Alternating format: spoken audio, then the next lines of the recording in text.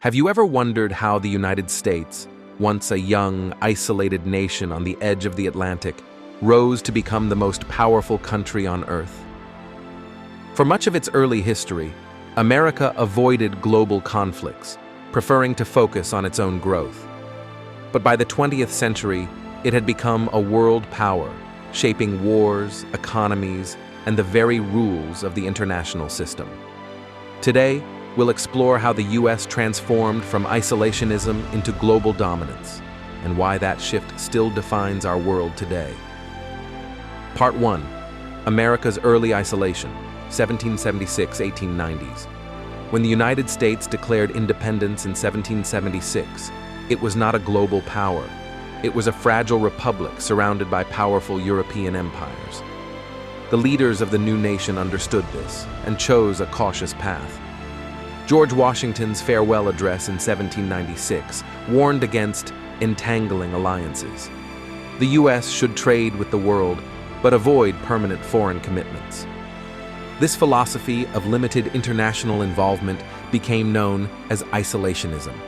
The 19th century was dominated by internal development, westward expansion under the banner of manifest destiny, settlement of vast territories from the Atlantic to the Pacific, industrial growth, fueled by railroads, immigration, and natural resources.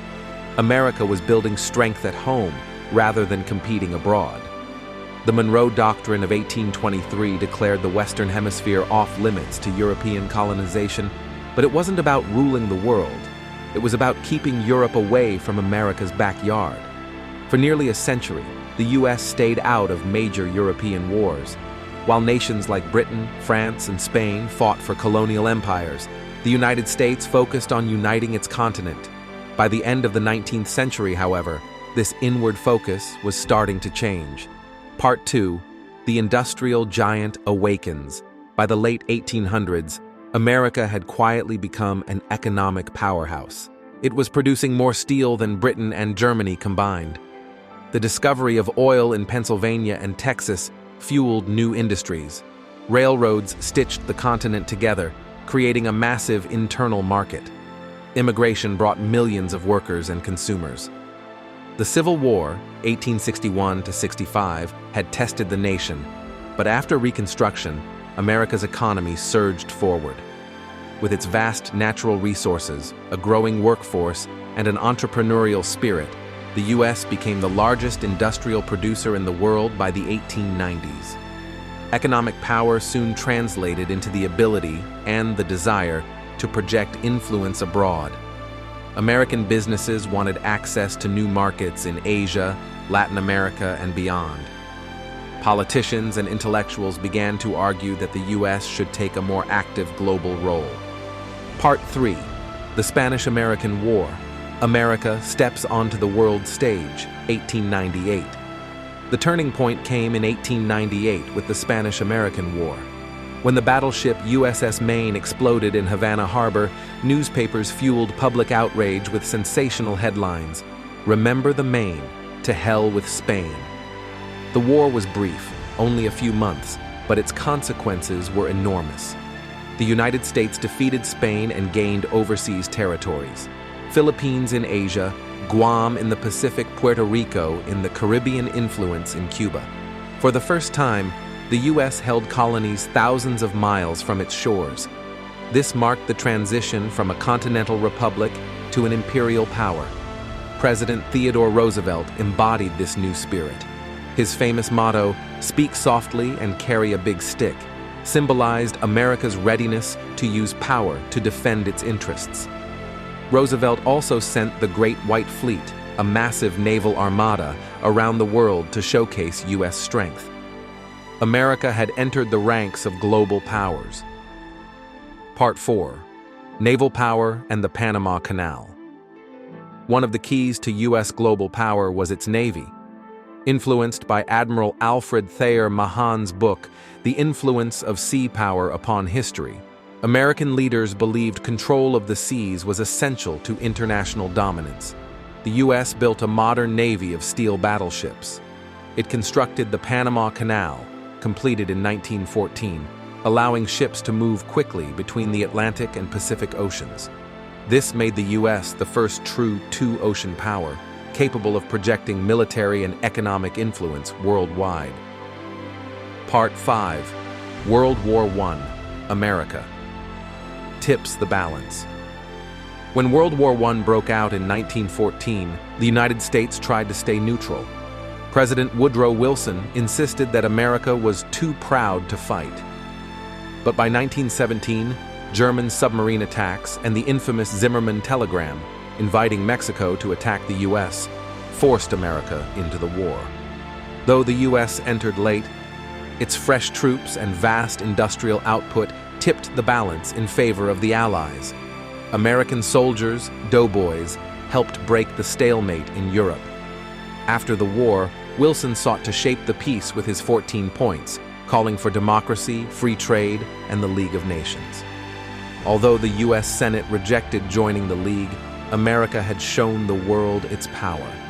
The interwar years saw a brief return to isolationism, but the world could no longer ignore the United States.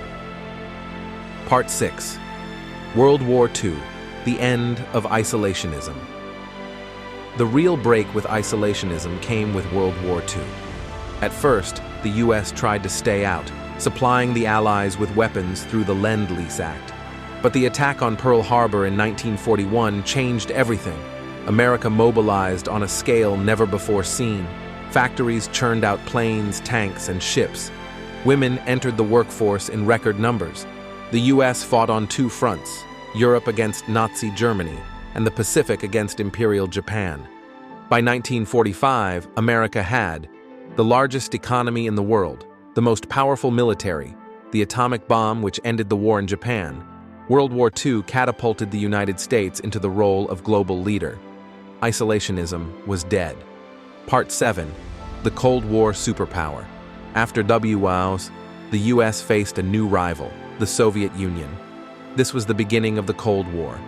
To contain communism, the U.S. abandoned isolationism forever. It built a global network of alliances and institutions.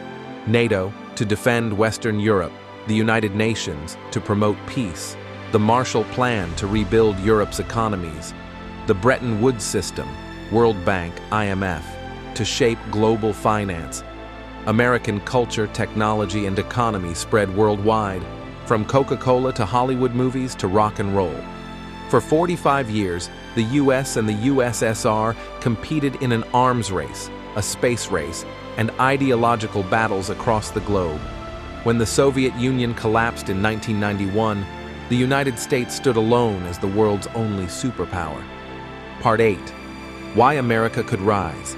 Unique advantages.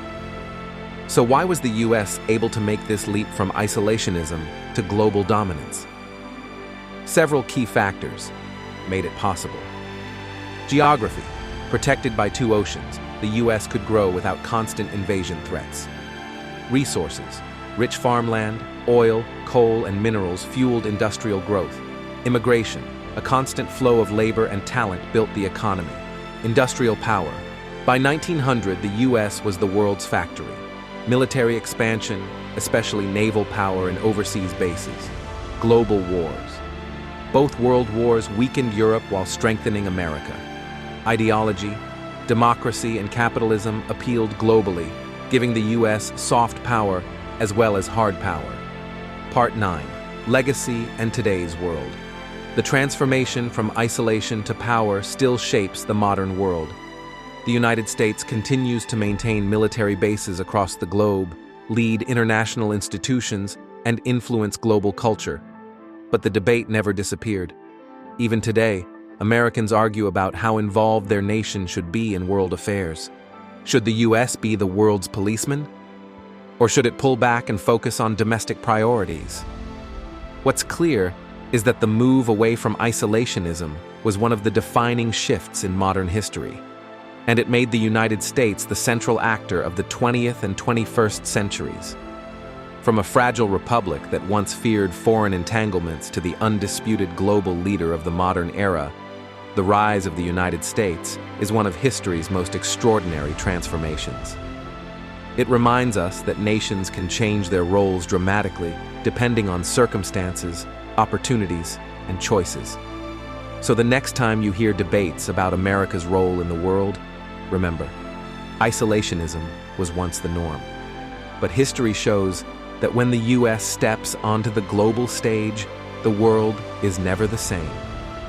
If you found this exploration insightful, give this video a like, share it with a friend, and subscribe to Timeless Questions for more deep dives into philosophy, history, and human nature.